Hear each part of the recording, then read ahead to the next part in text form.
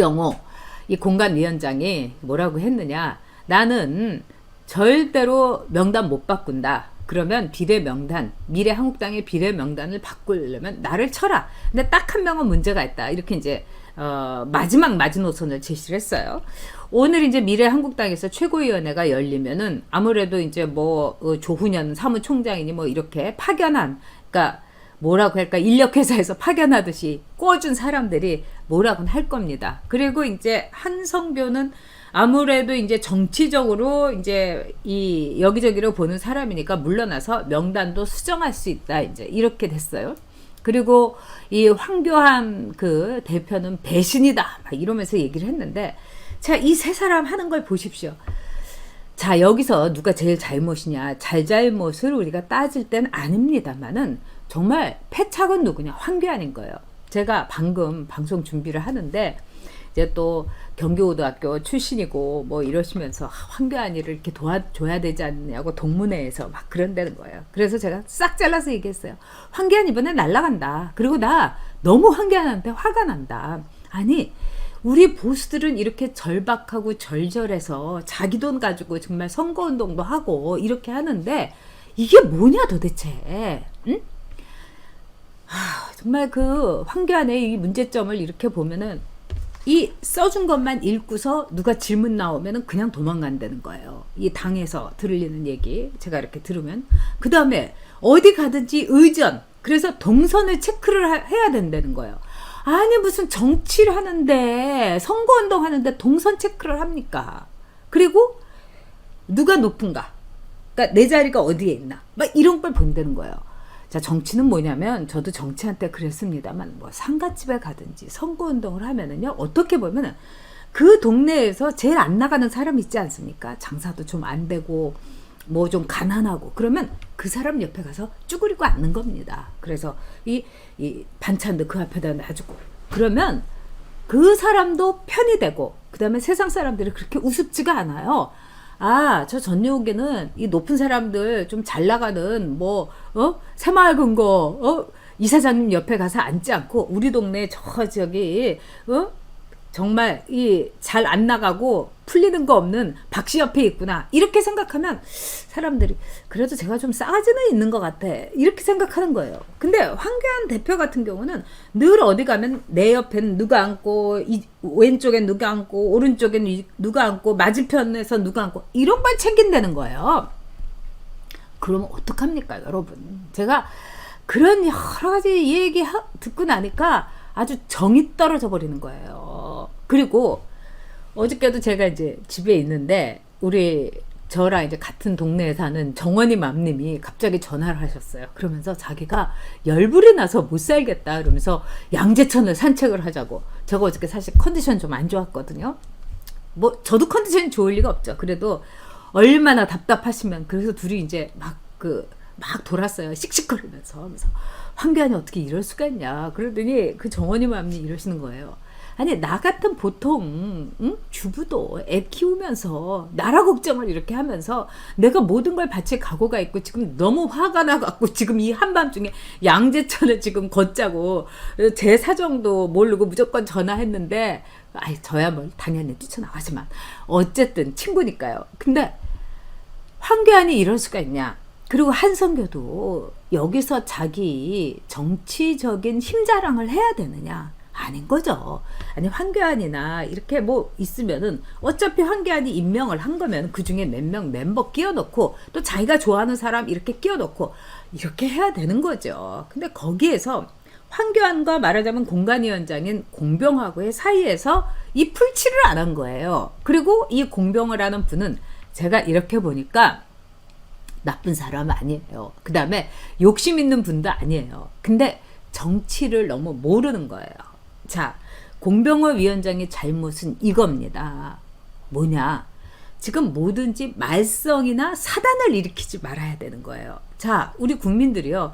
제가 정치를 하면서 참 기가 막혔던 게 뭐냐면, 이 선거운동 이렇게 가면은 제발 싸우지 말라고. 왜 싸우냐고. 원래 야당이라는 건 싸워야 되는 거예요. 돈 갖고도, 예산 갖고도 싸워야 되는 거고요. 법안 갖고도 싸워야 되는 거예요. 그래서 야당을 영어로 오포지션 파티라고 그럽니다. 반대하는 당. 발목 잡는 당인 거예요. 솔직히 얘기해서. 발목 잘 잡고 싸움 잘해가지고 국민 돈 아끼고 이상한 법안 같은 거 균형 잡아가지고 막 그 뭉개기도 하고 때로는 이거 죽어도 안 된다. 이렇게 해야 되는 게 야당의 역할이에요. 근데 국민들이 싸우지 말아라. 싸우지 말아라. 이거는 뭐냐. 국민들은 어떻게 보면은 막 쌈박질하고 이런 거 자체가 싫은 거예요. 그러니까 엄마로서 애들이 셋이서 다 싸운다. 아들 셋 있는 엄마가. 정말 정신없죠. 아들 셋 있는 엄마는 무적이죠. 그러면 셋이 이렇게 하면은 잘잘못이 있어요. 첫째가 더 잘못했든지 막내가 잘못했든지. 근데 엄마가 너무 피곤하면은 어떻게 되느냐. 너희들 똑같이 줄 서. 손 들고 앉아. 손 들고 이렇게 하고 있어. 이렇게 되는 거예요. 이게 이제 국민들의 심정인데 그거는 좀 헤아릴 필요가 있었다는 겁니다. 그러면 지금 이런 상황에서 자, 전사 뽑은 거 좋다고 봐요. 그 다음에 보수에 같이 갖고 있는 사람 뽑은 거. 저 이거 좋다고 생각합니다. 그리고 필요한 사람들 있었어요. 그리고 제가 아주 개인적인 생각을 얘기를 하자면은요.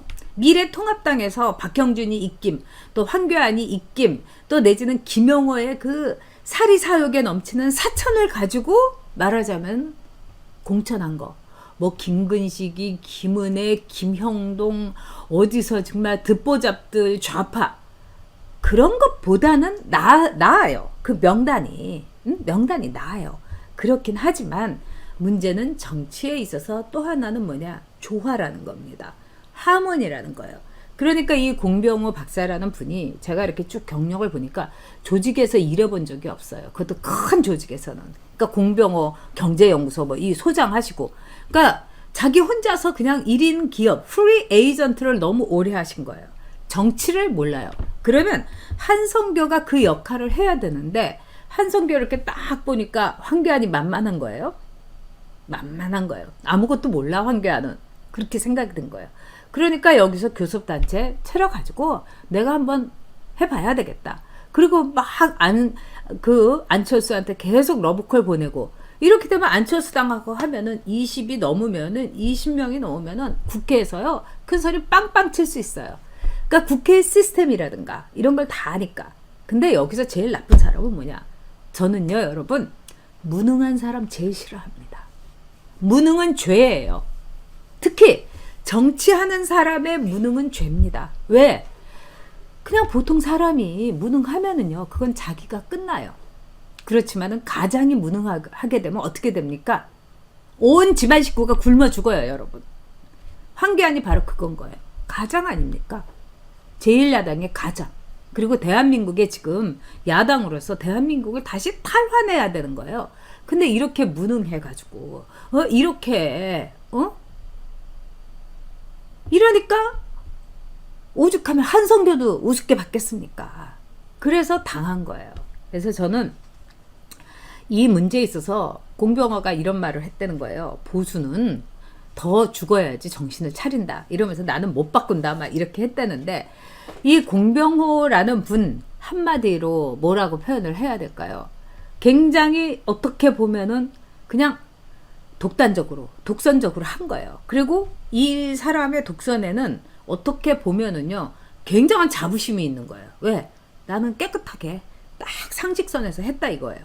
그러니까 이런 공병호를 우리가 뭐라고 하기보다는 그 와중에서 자기의 정치적인 계산기를 아주 열심히 두드려가지고 왜 이렇게 사단을 만드냐 그러죠. 조화, 그 다음에 어떻게 보면은 리에종, 즉 연결 이런 역할을 해야 되는 이 한성교의 사심이 또 한번 발동한 거예요. 그 다음에 무능해갖고 우리의 복장을 터지게 한 사람이 황교안이고. 근데 이번 공천에서 보수는 더 죽어야 정신 차린다. 여기에 1등은 누구를 줘야 되겠습니까 여러분? 김형호입니다. 자, 이번에 공천을 통해서 제일 짭짤하게 챙긴 사람이 김형호라고 합니다. 제가 봐도 그래요. 김형호하고 친한 사람은 다 지금 배지를 달았어요. 김용호한테 또 막 속삭거린 사람도 배지를 달았어요. 저는 이번 공천에서 저 정말 최근에 뭐 연락한 적도 없고 전화 한 통 한 적도 없습니다만 조전혁 의원이 이번에 배지를 못 다는 건 참 가슴이 아픕니다. 왜? 지금 우리가 농공행상이라는 게 얼마나 중요해요. 공은 공대로 해줘야 되는데 이분 정교조하고 정말 피눈물 나게 싸워가지고 집 한 채 8억짜리까지 다 날리고 길바닥에 나앉았는데 이 처제들하고 처형들이 이렇게 십시일반해갖고 전셋값 해줘서 지금 전셋집에서 살고 있어요. 정교조에서 명단 공개해서 조전혁이를 고발을 해갖고 정교조 전체에 대해서 한 사람 한 사람에게 10만 원씩 해가지고 다 배상을 하라고 해서 그게 8억이었던 거예요. 그러면 이런 사람은 전략공천을 해야 되는 겁니다, 여러분. 전략공천 이번에 많이 했잖아요. 이번에 또 날라간 최홍부터 시작을 해가지고 다 자기가 친한 사람들 다 전략공천했어요. 김미균이까지도 전략공천을 했는데 왜 조전혁이가 전략공천이 안 됩니까? 또 조전혁뿐만 아니에요. 열심히 싸웠던 사람, 그 다음에 싸울 수 있는 사람, 이런 사람 다 뺀 거예요. 왜 그러냐?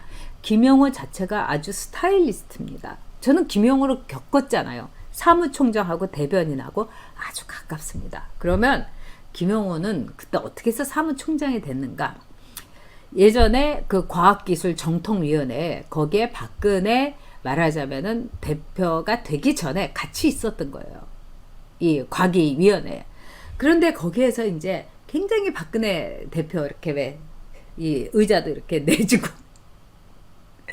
아주 나이스하게 매너 좋게 그래서 글로 그냥 뿅 가가지고 사무총장이 돼버린 거예요. 그래서 당에서도 저렇게 일은 안 하고 그냥 이렇게 이 자기 스타일 매너만 하는 사람을 사무총장을 시켜서 어떡하냐. 왜? 야당 사무총장이라는 건요 굉장히 중요합니다, 여러분. 왜? 돈이 없어요. 그렇기 때문에 살림도 잘 꾸려야 되지만은 야당 사무총장은 뭐냐? 이 의원들에 대해서 투쟁력을 고취시키면서 너 이번에 몇 명 동원해 막 이런 거 다 해야 돼요. 근데 김용호 시절에는요 동원이 잘 안 됐어요. 왜? 그냥 손 놓고 있는 거예요. 그리고 제가 이렇게 두 번째 이렇게 같이 일하면서 보니까 저는 그때요 내가 어떻게 돼도 좋다 목숨 걸고 했어요. 근데 이분은 탁탁 털어요. 그래서 이렇게 하면 나한테 그 해가 오지 않을까? 절대로 안 해요. 그리고 사무총장이면서 자기 지역구는 그냥 뻔질나게 가는 거예요. 사실 사무총장이면 지역구 못 갑니다. 토요일 일요일에도 선거 치르고 막 어마어마하게 무시한데 그거 안 하는 거예요. 그래서 그 당시에 우리가 박근혜 그 선대위원장을 필두로 해갖고 선거를 치를 때 이상득 의장이 사무총장이었어요. 저는 그 이상득 그 의장에 대해서 뭐 여러 가지 말이 있지만 저는 제가 이제까지 봤던 사무총장 중엔 최고였어요. 정말 자기가 솔선수범해갖고 천막 당사도 이게 박근혜 후보는 그때 정신이 없어서 선거 돌고 이상득 의장이 그 당시에 서울시의 땅이었던 여의도 땅에다가 동생인 이명박 시장한테 얘기해갖고 거기를 천막 당사로 만든 거예요. 그래서 제가 대변인으로 들어가자마자 저를 데리고 간 데가 천막 당사 그 터였어요. 그러면서 저보고 그러더라고요. 전의원은 전 대변인은 참 복도 없어. 저 당사 우리 팔아야 돼. 그리고 당사 파는 것도 이상득 의장이 결정한 겁니다. 그래서 우리 여기 이 허허벌판에서 천막 당사 치고 이러면서 무릎 꿇고 읍소하면서 이번 선거 치러야 돼. 그래야지 개헌 저지선 겨우 지켜. 자, 이 정도는 사무총장이 전략도 있고 그런 다음에 뭐 밀고 나가는 추진력도 있고 하나하나 사무처 그 당직자들 이렇게 다독이면서 전혀 없었어요. 커피 한 잔 안 사요. 우리 저기 김홍호는요. 그리고 그 와중에도 자기 이 얼굴, 막 언론 인터뷰 이런 것만 신경을 썼어요. 그래서 저는 이번에 김홍호라는 사람이 이렇게 왔을 때 어떻게 생각했냐. 아휴 나도 뭐 지금 누구 뭐 이렇게 하지 말고 어서 잘해라. 그래서 뭐 이 정도면 당도 알고 뭐 이렇게 좌파도 좌파는 아니니까요. 우파는 절대 아니지만 그래서 뭐 그러자 했는데 그래도 김용호가 처음에 왔을 때 자기가 TK 쳐내고 세가리 하겠다. 그러면서 막 그 둥그런 그 왕방울 눈에 막 그냥 힘을 주면서 얘기하길래 그래 누릴 거 이제 다 누렸지. 국회의장 다 했지. 그럼 김용호도 그래 할 수 있겠다 이렇게 생각을 했었어요. 그리고 지금이 어떤 때입니까? 이번 총선이 어떤 총선이냐고요. 나라의 운명이 우리 아이들의 앞날이 걸려있는 총선이라 저는 김용호를 믿었는데 야, 진짜 사욕에 얻어갖고 사천을 저런 식으로 깔아, 뭉개는데, 전 정말 인간적으로 정남이가 떨어졌습니다. 게다가 또, 박형준. 오늘 박형준이 한마디 했죠. 회사도 우리가, 미래 한국당에 보내주고, 사람도 다 꿔줬는데, 진짜 이런 식으로 해갖고 뒤통수를 치냐. 박형준 자체가 뒤통수를 친 겁니다. 이 통합연대, 그 다음에 막 이런 사람한테 얘기했고 그랬으면은 제대로 된 사람을 했지. 또 박형준도 김용호하고 짝짝꿍하고 황교안하고 짝짝꿍해하고 이상한 공천을 박형준이 많이 깔았어요. 박형준 자체가 좌파입니다. 부산에서 대학 교수하면서 아이들한테 사기친 거죠. 왜 좌파연하고 운동권 막 이러면서 참 문제가 많은 거예요. 그런데 결국은 문제는 뭐냐? 저는 김용호도 문제고 뭐 박형준이도 문제지만 박형준이를 딱 보고 첫눈에 반한 게 바로 황교안이었어요. 왜? 황교안은 박형준 같은 스타일 좋아하는 거예요. 매너 좋고 막 생글생글 거리면서 막 비유 맞춰주고 살살살살 긁어주고. 그러니까 이게 관료적인 이 뼈 아주 그냥 뼈도 피도 아주 그냥 관료 체질이 그냥 뼈에 박힌 사람들은 자기한테 이렇게 아부하는 사람 좋아합니다. 아부하는 사람 좋아요. 저 아부하면은 저 인간 이상한 인간이야. 저는 그렇게 생각하는데 오히려 아부하는 사람한테 솔깃한 거예요. 그래가지고 이번에 박형준한테 솔깃해가지고 황교안이가 모든 걸 그르친 겁니다. 그래서 저는 진짜 아까 제가 방송 준비하는데 경기고등학교 출신들이 뭐 그래도 황교안이를 우리가 밀어줘야 된다고 하고 막 이런 얘기를 하면서 저하고는 굉장히 오래된 분, 그 다음에 제가 그 정치하고 이럴 때 뭐 후원도 해주시고 제가 존경하는 분이에요. 그래서 제가 그래서 아유 황교안이 하지도 말라고. 우리 보수가 지금 피눈물을 가지고 지금 이렇게 선거를 보고 애가 달아서 있는데 어떻게 이렇게 망칠 수가 있냐? 내 한 몸 버리면 되고 어디 가서 사람들이 자기 얼굴에 침을 뱉던 명함을 뭐 내치든 뭘 하든 간에 달려들어서 이겨야 되는데 그래 개미새끼리도 한마디도 없는 골목에서 방역 치고 다니는 거 이게 대한민국의 야당 대표가 할 일이냐고요. 사람들하고 부딪히질 않는 거예요. 개미가 펴줍니까? 골목이 펴줍니까? 그래서 너무 어제 오늘 여러분도 똑같겠지만은 우리가 이렇게 막 얘기하고 막 이러는데 다 속상하다 이거예요. 왜 다 된 밥에 우리가 처음에 선거 이 기대를 어떻게 했습니까? 제1당 압도적으로 해가지고 저 윤석열이도 완전히 날개 달아주고 네? 그 다음에 공수처법 없애주고 막 이래야 되는데 여러분 어떻게 될 것 같으세요? 날샜지 않습니까? 제가 이렇게 집에서 표계산을 대충 해보니까 저 정말 죽을 거라고 생각했던 민주당이 140석, 145석 하겠더라고요. 그리고 이 우리의 복장을 터지게 하는 통합당 120이면은 저는 잘한 거라고 봅니다.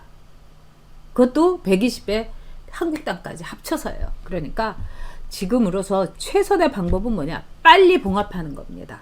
빨리 봉합해갖고 쟤네들 또 싸워? 쟤네들 또 내전? 쟤네들 내분 일어나? 한성교가 그렇게 황교안이를 우습게 봤어? 황교안이는 또 김종인한테 매달리다가 또 이게 뭐야? 정신 하나도 없어요. 그러니까 빨리 교통정리를 하는데 진짜 황교안 선수가 이거는 할 수밖에 없는 거예요. 황교안 선수가 교통정리 빨리 해야 됩니다. 그래야지 120이라도 할 수 있어요. 근데 너무 속상하지 않습니까? 이 판에서 120이 웬 말이에요?